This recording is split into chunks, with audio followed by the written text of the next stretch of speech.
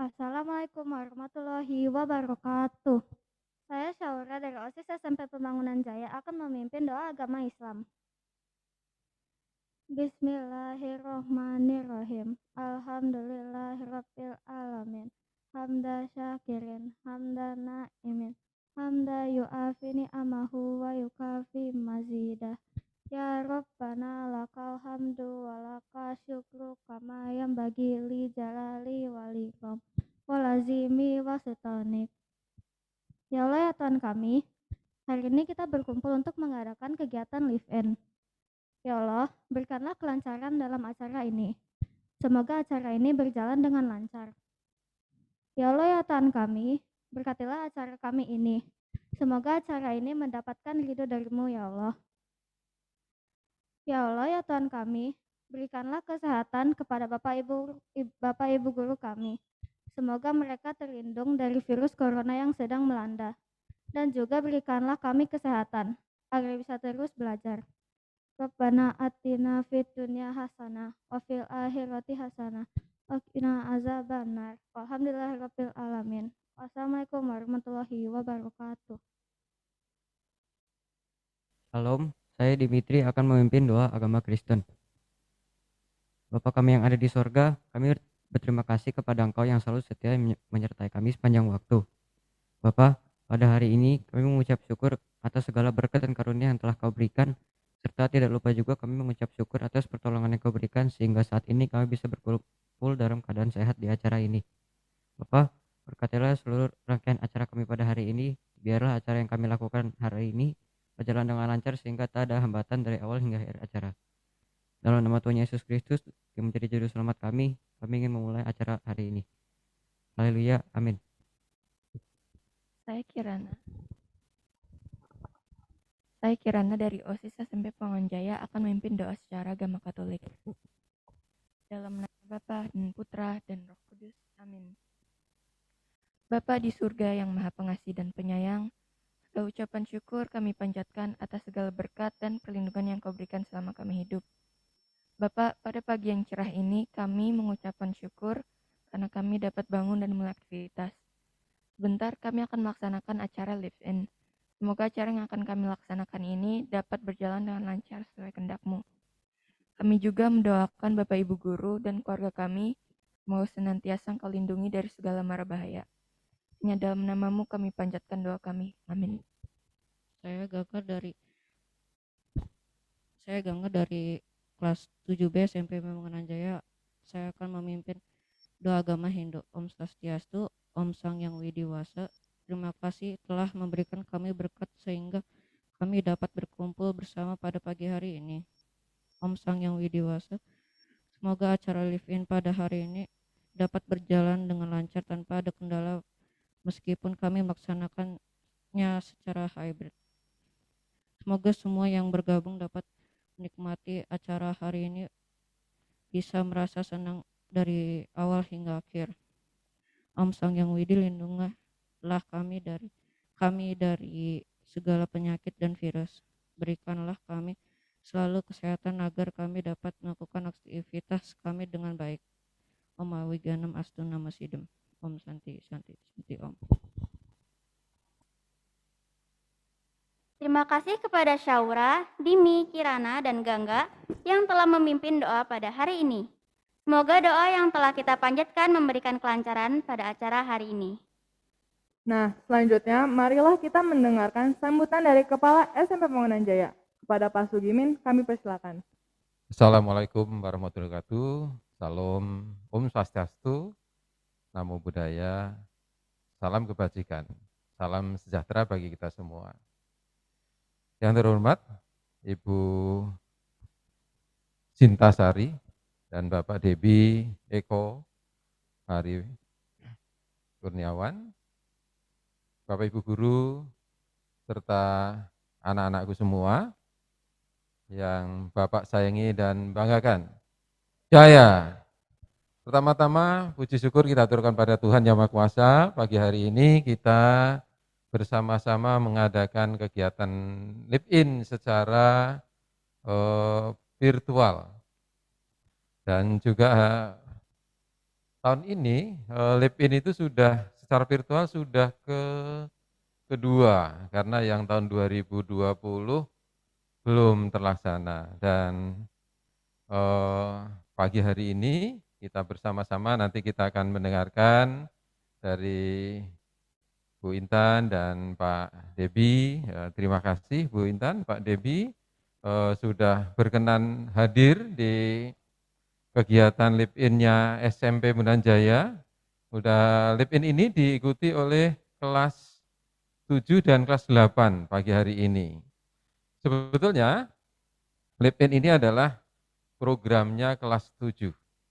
Namun karena pagi hari ini kita akan mendengarkan dari Bu Sinta Sari ya, dan Pak Debi terkait dengan bagaimana harapan kami adalah ada keunggulan-keunggulan, kearifan-kearifan lokal yang ada, budidaya-budidaya yang dilakukan oleh kementerian, ya.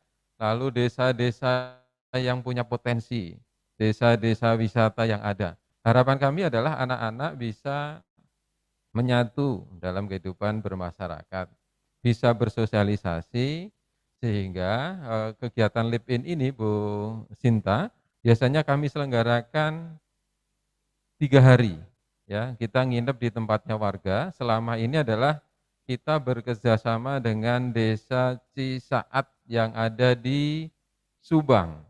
Dan sana kami punya sekolah binaan, ada sekolah SD binaan kami dan masyarakat sekitar. Lalu sampai saat ini kami masih punya hubungan yang baik. Seandainya nanti Bu Sinta atau Pak Debi memberikan alternatif yang baru bagi kami, karena kami melihat di daerah Sleman, Bantul itu banyak potensi-potensi yang ada, sehingga anak-anak kami yang LIPIN itu tidak hanya sekedar LIPIN, tapi bisa menjelajah daerah-daerah untuk bermasyarakat. Nah, ini harapan kami sehingga kegiatan LIPIN ini bisa bermanfaat bagi anak-anak kami. Nanti di kelas 8 programnya adalah sudah beda lagi, yaitu sebenarnya programnya adalah immersion. Ya, jadi anak-anak mestinya programnya itu keluar.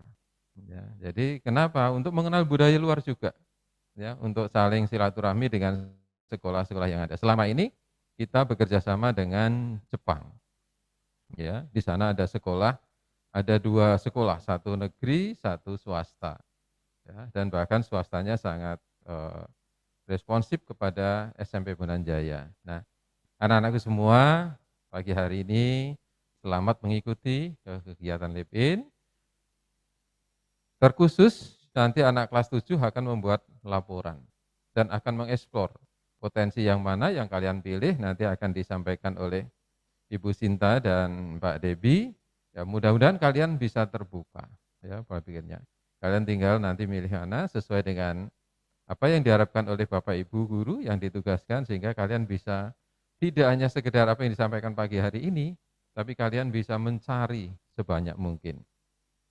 Dan kepada anak-anakku kelas 8, ya, kalian diikut sertakan dalam kegiatan ini adalah untuk bagaimana kalian melihat potensi-potensi yang ada di Indonesia. Salah satu, ya, sebagian kecil yang ada di Indonesia. Saya kira itu saja dari Pak Kimin. Sekali lagi kepada Bu Sinta, Pak Debi, terima kasih atas kesediaan Ibu dan Bapak untuk menjadi narasumber kami. Mudah-mudahan membuka wacana bagi anak-anak kami, dan kepada anak-anakku kelas 7, kelas 8 yang dilakukan secara hybrid, ya, dari sekolah dan dari rumah. Selamat mengikuti kegiatan ini. Mudah-mudahan bermanfaat bagi kalian semua, dan tentunya juga nanti kalian adalah untuk membuat sebuah laporan yang baik, karena nanti endingnya di kelas 9 kalian akan membuat sebuah penelitian yang berupa karya tulis. Pada anak-anakku semua, selamat mengikuti dan terima kasih. Mudah-mudahan kalian tetap sehat, ya, tetap semangat walaupun dalam kita sedang menjalankan puasa. Demikian, terima kasih. Dan selamat pagi. SPJ hebat, SPJ hebat, SPJ hebat, hebat, hebat. Terima kasih dan selamat pagi kepada saudara dan Terima kasih Pak Sugimin atas sambutannya. Nah, habis ini apa, Nay? Nah, acara selanjutnya adalah pemaparan materi oleh Kak Shinta, Sari Entrepreneur SOS, yang akan dipandu oleh moderator kita, the one and only Bu Eka. Kepada Bu Eka dipersilakan. Ya, Assalamualaikum warahmatullahi wabarakatuh. Om Swastiastu, Namo Buddhaya, salam kebajikan, Shalom untuk kita semua. Halo, apa kabar kelas 7, kelas 8 yang Ibu sayangi dan Ibu banggakan? Jaya. Suaranya masih belum ya, walaupun puasa tetap harus semangat. Ulang lagi ya. Anak-anak SMP Pembangunan Jaya yang Ibu banggakan, yang Ibu cintai dan Ibu banggakan. Oke, terima kasih. Yang di rumah juga jangan kalah semangat sama teman-temannya yang hari ini untuk pertama kali kita berkumpul ya, terutama untuk siswa kelas 7, untuk pertama kalinya kita berkumpul di hall lantai 4 untuk kegiatan live in. Izinkan Bu Eka di sini untuk memandu kegiatan live in untuk sesi yang pertama, yaitu kita akan membahas mengenai potensi lokal dan diversifikasi produk olahan hasil perikanan dengan narasumbernya yaitu Ibu Sinta Sari Interpreter SOS. Kepada Ibu Sinta, halo Ibu Sinta. Halo Ibu, apa kabar? Ya, halo Ibu Eka. Kabar baik Ibu. Ya, apakah Alhamdulillah. Ya, Ibu. Terdengar jelas ya Bu suara saya ya? Oh iya, terdengar jelas Ibu. Salam kenal Ibu, saya Eka yang akan memandu untuk sesi Ibu hari ini. Izinkan saya untuk memperkenalkan data-data dari Ibu Sinta ya Bu ya. Narasumber kita yang pertama ini adalah Ibu Sinta Sari Interpreter, sarjana sosial, lahir di Bantul, Yogyakarta, tanggal 26 April 1989. Bentar lagi ulang tahun ya Bu. Bentar lagi Ibu Sinta akan ulang tahun. Jabatannya saat ini adalah penggerak swadaya masyarakat ahli pertama Balai Besar Pelatihan dan Pemberdayaan Masyarakat Desa, Desa Tertinggal dan Transmigrasi Yogyakarta. Nah, kalau tadi saya kemarin sempat nih Bu browsing-browsing, Bu Sinta ini sudah sering sekali untuk mengisi kegiatan-kegiatan sharing terkait dengan bagaimana sih kegiatan untuk pembangunan desa pada saat ini. Nah, sebelum kita ke materi Bu Sinta, Bu Eka ingin mengingatkan bahwa ada lembar kerja yang harus kalian kerjakan, baik yang online ataupun yang hari ini berada di hall. Bagi yang online silahkan cek di assignment masing-masing. Untuk kelas 7 ada di assignment IPS, sedangkan yang kelas 8 ada di assignment Science Workshop. Silahkan kalian kerjakan, kalian simak apa yang akan disampaikan oleh Ibu Sinta. Tanpa berpanjang-panjang lagi, kepada Ibu Sinta dipersilahkan untuk sharingnya untuk siswa-siswi SMP Pembangunan Jaya kelas 7 dan kelas 8. Ya, terima kasih. Assalamualaikum warahmatullahi wabarakatuh. Shalom, Om Swastiastu, Namo Buddhaya, salam kebajikan, salam sejahtera dan salam Pancasila. Ya, pertama-tama saya ingin mengucapkan terima kasih banyak kepada yang terhormat Bapak Kepala SMP Pembangunan Jaya, Bapak Sugimin MPD, kemudian juga kepada Ibu Wakil Kepala SMP Pembangunan Jaya, Ibu Tririni Suprihatin MPD, kemudian ada MC cantik tadi ya, ada adik kita Nayara dan Tabina ya. Ya, kemudian terima kasih juga atas kesempatannya Ibu Eka Priyanti Ningrum, SPD yang telah memoderatori acara pada pagi hari ini. Iya, selamat pagi adik-adikku semuanya. Sehat ya? Selamat pagi. Iya, pagi. Bu. Iya. Sebelum kita memulai acara memulai materi pada pagi hari ini, izinkan mungkin Kak Sinta aja ya biar lebih santai kali ya. Seperti ya, itu. Betul. Ya, Kak Sinta ya panggilannya ya, Kak biar Sinta ya, Bu, mudanya ya. Nah, pertama-tama mungkin boleh ya kita berkenalan dengan instansi Kakak di Jogja ini, di Balai Besar Pelatihan dan Pemberdayaan Masyarakat Desa, Daerah Tertinggal dan Transmigrasi. Boleh saya izinkan kami untuk share videonya Bu ya? Ya, silakan Kak Sinta. Baik.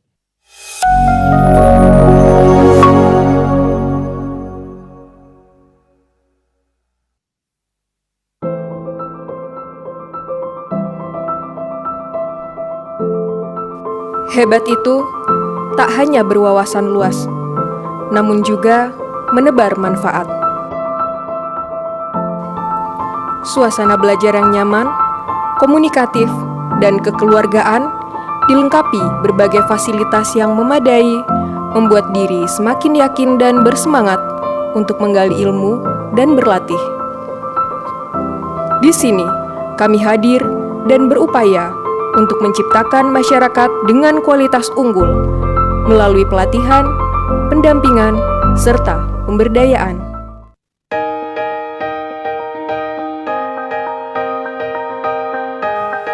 Bertempat di Kabupaten Sleman, Daerah Istimewa Yogyakarta, Balai Besar Pelatihan dan Pemberdayaan Masyarakat Desa, Daerah Tertinggal dan Transmigrasi Yogyakarta menjadi tempat yang sempurna untuk menimba ilmu.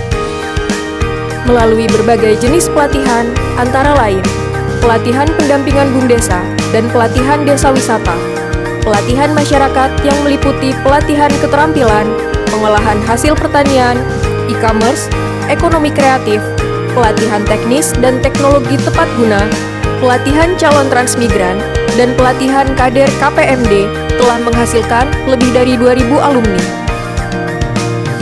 Kami melakukan berbagai inovasi guna meningkatkan produktivitas kinerja, diantaranya melaksanakan pelatihan bagi difabel, melaksanakan pelatihan e-commerce, melakukan inovasi demonstration plot, mengadakan belajar kilat, melakukan pendampingan online, dan melaksanakan pelatihan online. Inovasi program 3-in-1 guna percepatan pembangunan dan pemberdayaan masyarakat desa menuju SDGs desa. Pelatihan blended learning secara online dan tatap muka, studi banding dan lapangan, pendampingan oleh PSM, TPP, KPMD, dan pendamping lainnya, serta stimulan usaha atau modal dengan model inkubasi. Untuk mendukung pencapaian tersebut, kami juga memiliki sarana prasarana yang ramah bagi penyandang disabilitas serta sudah menerapkan standar protokol kesehatan.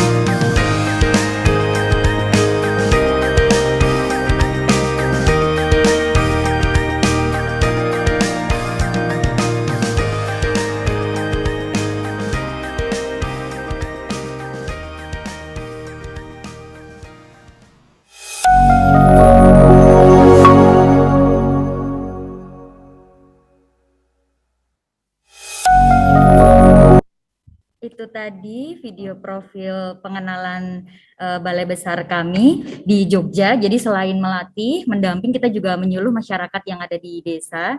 Banyak jangkauan kami ada di daerah istimewa Yogyakarta, Jawa Timur, dan Jawa Tengah. Itu sementara itu, kemudian langsung saja ke materi ya adik-adikku ya. Ya, silakan Kak Sinta. Ya, hari ini kita akan belajar mengenal potensi lokal dan diversifikasi produk olahan hasil perikanan.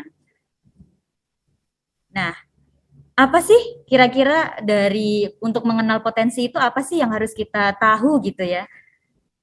Nah, ternyata ada 3. Kita harus tahu tentang aset, kita juga harus tahu tentang potensi, baru selanjutnya kita baru tahu nih peluang apa yang akan bisa kita lakukan gitu. Nah, kemudian adik-adik, apa sih sebenarnya aset ya? Kali ini kita karena akan membahas tentang desa ya, ceritanya kita jalan-jalan ke desa nih. Nah, apa sih aset desa itu? Ternyata aset desa itu ada jalan, sebagai akses kan jalan, kemudian juga ada tanah kas desa, ada bangunan, ada juga pasar. Jadi segala sesuatu barang milik desa yang mana di situ masuk di dalam anggaran pendapatan dan belanja desa, itu adalah masuk dalam aset desa. Nah, termasuk juga ada hibah, perjanjian, maupun hasil kerjasama. Jadi, apa aja tadi kan ada tanah kas desa ya, ada pasar desa, ada pasar hewan, ada tambatan perahu, kalau ada juga ada bangunan desa, pelelangan ikan yang dikelola oleh desa, kemudian pelelangan hasil pertanian, ada juga hutan milik desa, mata air, pemandian umum, dan lain-lain. Nah, pemanfaatan aset desa ini untuk apa aja ya? Nah, yang pertama itu bisa disewakan adik-adik. Ada juga bisa dipinjam pakai. Kemudian bisa dikerjasamakan juga untuk pemanfaatannya. Juga bangun guna serah ataupun bangun serah guna. Nah, ketentuan aset desa yang bisa dikelola. Nah, aset desa ini kan berupa tanah ya yang disertifikatkan atas nama pemerintah desa. Nah, kemudian aset desa ini juga berupa bangunan yang bukti status kepemilikannya itu juga ditata usahakan secara tertib, kemudian diasuransikan juga sesuai dengan kemampuan keuangan desa, dan aset desa ini juga dilarang untuk diserahkan kepada pihak lain untuk pembayaran atas tagihan kepada pemerintah desa. Nah, aset desa juga dilarang untuk dijadikan jaminan untuk mendapatkan pinjaman. Jadi ada aturannya yang ada di desa gitu. Nah, selanjutnya setelah kita tahu nih tadi, oh di desa tuh ada aset-aset ini apa-apa aja ya gitu. Kemudian selanjutnya baru kita bisa melakukan identifikasi potensi desa. Nah, ternyata identifikasi potensi desa nih, ternyata potensi desa ini ada dua, ada fisik dan non fisik. Jadi apa sih potensi desa ini? Potensi desa adalah segala sesuatu baik itu sumber daya alam, mau itu sumber daya manusia yang sudah dimiliki oleh desa dan memang dimanfaatkan seluas-luasnya dan sebesar-besarnya untuk kelangsungan dan perkembangan yang ada di desa untuk kesejahteraan dan kemakmuran untuk masyarakat desa itu sendiri. Nah, potensi fisik itu apa aja ya? Nah, potensi fisik itu pertama ada tanah, di mana tanah itu merupakan faktor penting dari penghidupan warga desa. Nah, kedua juga ada air. Air itu kan digunakan untuk kehidupan sehari-hari ya. Nah, kemudian ada manusianya, SDM-nya. Artinya ya kita sebagai tenaga kerjanya nih. Nah, kemudian cuaca serta iklim itu juga punya peran penting gitu bagi warga desa. Dan ternak atau ternak bisa perikanan pertanian itu juga memiliki fungsi sebagai kalau yang ternak untuk sumber tenaga hewan. Nah, kemudian potensi non fisik itu apa ya? Nah, potensi non fisik ini sendiri ternyata ada masyarakat desa yang hidup secara bergotong royong yang menjadi kekuatan produksi serta pembangunan desa. Jadi masyarakat desa ini kan sudah punya modal sosial. Nah, kemudian aparatur desa juga atau pamong desa itu kan juga bekerja secara maksimal yang menjadi sumber ketertiban serta kelancaran pemerintah desa. Dan yang terakhir lembaga sosial desa yang menjadi pendorong partisipasi warga desa dalam kegiatan pembangunan desa secara aktif. Nah, setelah kita tahu potensi desa, biasanya kalau di kami ada pelatihan perencanaan pembangunan partisipatif. Jadi kalau sekarang pembangunan itu kan bukan lagi dari pemerintah kepada rakyatnya gitu. Jadi bukan lagi top down dan juga bukan terus bottom up, tapi juga secara partisipasi. Jadi partisipasi ini maksudnya adalah baik masyarakat desa maupun pemerintah bersama-sama melakukan perencanaan pembangunan. Jadi setelah memetakan potensi, masyarakat diminta untuk mengetahui apa sih kebutuhannya, apa sih yang dimiliki potensinya, apa sih aset yang sudah ada, apa sih. Jadi misalnya kita petakan, oh di situ ada jalan raya, berarti sudah ada akses. Oh di situ ada sungai, berarti bisa untuk perairan gitu. Terus kemudian di situ ada permukiman, ada lapangan, ada sekolah, ada persawahan. Ketika kita sudah memetakan, akhirnya kan bisa tahu gitu pos-posnya apa aja seperti itu. Nah, apakah desa saya punya potensi yang dapat dikembangkan gitu kan? Nah, kadang-kadang kan orang berpikir, aduh desa saya tuh sepi gitu, terpencil, jauh dari kota, warganya juga sebagai petani, hidupnya sederhana, SDM-nya rendah, belum lagi hasil pertaniannya juga dikuasai tengkulak, gagal panen. Nah, padahal mungkin sebenarnya potensinya tuh nggak cuman itu gitu, potensinya ada banyak. Contohnya misalnya hutan bakau gitu kan sangat indah ya di desa, namun kadang-kadang kan akses jalannya susah. Terus belum diekspos juga lewat media, orang-orang belum banyak yang tahu gitu informasi tentang adanya hutan bakau yang cantik ini. Jadi ini seperti gadis cantik berkerudung hitam di tengah hutan malam hari. Jadi tidak ada yang melirik karena gimana mau bisa lihat gitu kan, karena terlihat saja tidak gitu. Nah,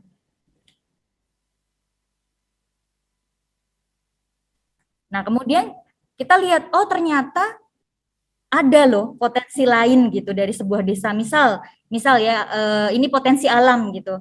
Apa sih yang bisa kita lihat gitu? Oh ternyata di situ ada sungai, ada pegunungan gitu. Itu kan juga salah satu potensi alam ya. Nah kemudian apakah desa memiliki keindahan alam yang bisa dikemas untuk wisata desa gitu, yang bisa dijual gitu, yang bernilai ekonomis. Jadi saat ini apa sih yang bisa dimainkan? Oh bisa ternyata dengan dibikin flying fox misalnya. Terus bebek-bebekan untuk di kayu gitu.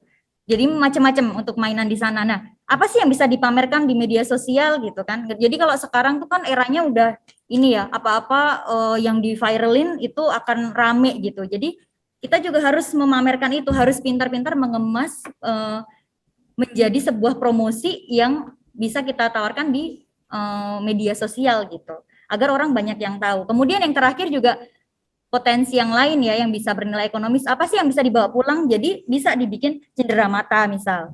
Nah, jadi masyarakat desa sendiri ini juga tidak kalah kreatif ya. Jadi misalnya ibu-ibu yang ada di sekitar itu misalnya dia bikin keripik-keripik seperti itu biar bisa dibawa pulang sebagai buah tangan, oleh-oleh seperti itu.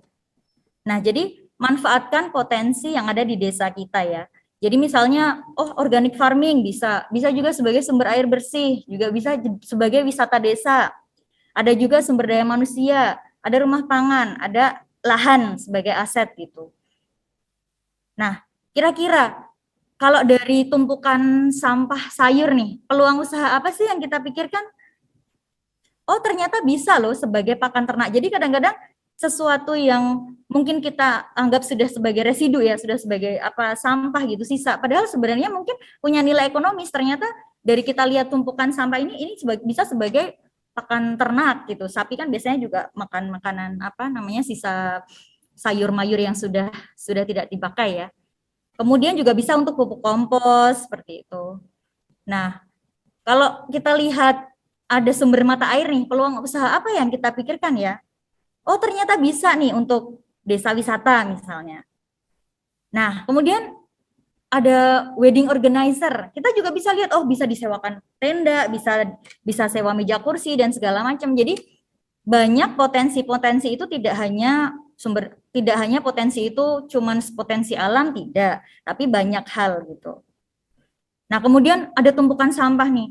Sampah juga punya peluang gitu. Kita bisa tata kelola sampah kan hari ini juga sudah banyak ya yang memilah-milah sampah dan nanti barangnya dijadikan sesuatu yang lebih bermanfaat gitu. Nah, kemudian juga kotoran sapi ini dipakai buat apa ya gitu kan. Nah, itu juga ternyata juga bisa jadi biogas gitu. Jadi kalau yang sudah ada di beberapa desa itu memang peternaknya sisa-sisa hasil kotoran ini digunakan untuk biogas. Jadi minimal paling nggak kompor gas itu udah nggak perlu beli, tapi bisa memenuhi kebutuhan yang ada di rumah tangga mereka masing-masing. Nah, kemudian ada juga nih bisnis kalau di pernikahan itu kan biasanya butuh catering ya, nggak cuma pernikahan, tidak hanya pernikahan, banyak hal. Misalnya ada acara-acara hajatan atau apapun itu. Nah, ternyata bisa jadi peluang usaha. Ibu-ibu ini juga bisa kita berdayakan. Misalnya membuka catering rumahan seperti itu.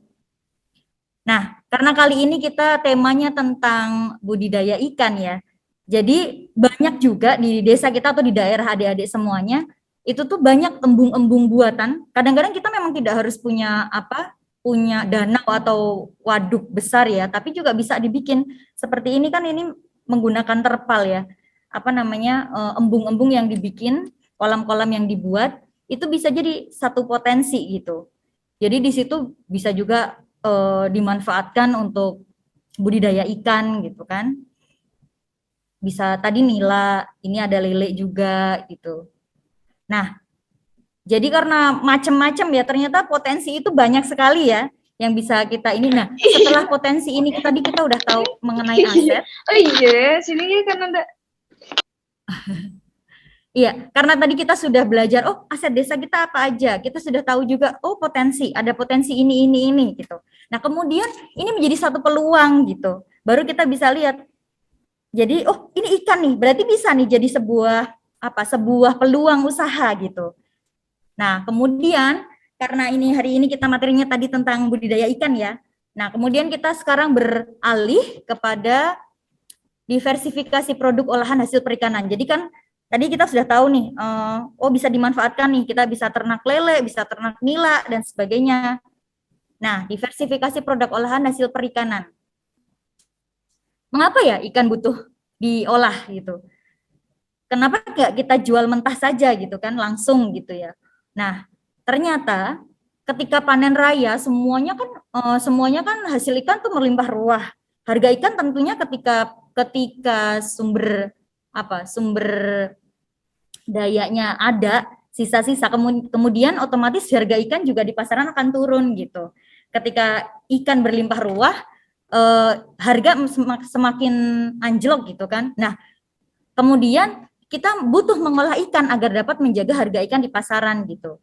Nah, yang kedua, pengolahan ikan ini juga bisa membuat harga ikan itu semakin tinggi dibanding dengan harga daripada dijual dengan mentah seperti itu.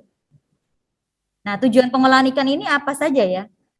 Ternyata yang pertama untuk mencegah proses pembusukan pada ikan, terutama pada saat produksi melimpah kan jadi sisa-sisa seperti itu kan. Nah, yang kedua juga meningkatkan jangkauan pemasaran ikan.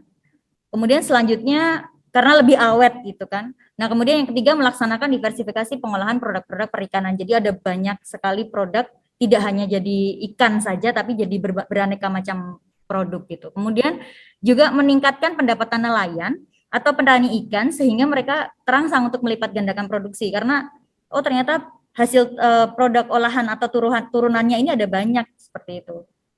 Nah, diversifikasi produk perikanan ini sendiri itu adalah aneka ragam jenis produk olahan dari hasil perikanan, dari yang bahan baku, yang belum maupun yang sudah dimanfaatkan, dengan tetap memperhatikan mutu dan gizi. Jadi bukan berarti terus ketika ikan sudah dirubah jadi hasil olahan terus mengurangi gizinya, tidak. Tetapi memang tetap kita pertahankan mutu dan kualitasnya gitu sebagai usaha penting bagi peningkatan konsumsi produk perikanan. Jadi selain kita juga meningkatkan kuantitas penjualan, kita juga tetap menjaga kualitas dari si produk ikan itu sendiri. Nah, pengembangan produk. Jadi proses menciptakan produk-produk baru itu kan biasanya memang berkaitan dengan kebutuhan konsumen atau pasar ya. Jadi kita harus inovatif juga, harus dimodifikasi juga, dan kita harus mengimitasi juga gitu beraneka macam produk. Nah, kemudian informasi pengembangan produk.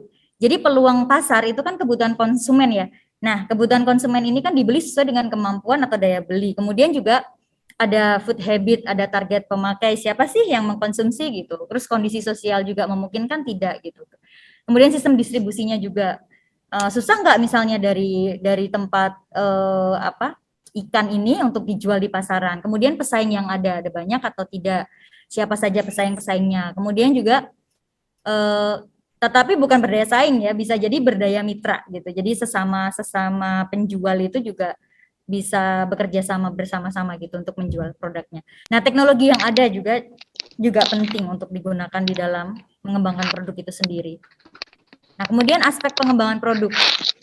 Itu ada suplai bahan baku yang melimpah, kemudian juga ada faktor yang memungkinkan dari bahan baku. Kalau memang tidak ada kan tidak mungkin bisa kita kembangkan ya produknya ya. Jadi memang harus memungkinkan dulu dari bahan bakunya ada atau tidak gitu. Kemudian kualitas bahan bakunya juga kan cepat rusak nih. Jadi perlu ditangani secara treatment khusus gitu untuk mempertahankan mutunya gitu. Nah, yang terakhir inovasi teknologi proses. Jadi harus menggunakan inovasi. Kadang-kadang kan memang harus diawetkan seperti itu atau dikalengkan gitu. Nah, nanti kita akan belajar banyak juga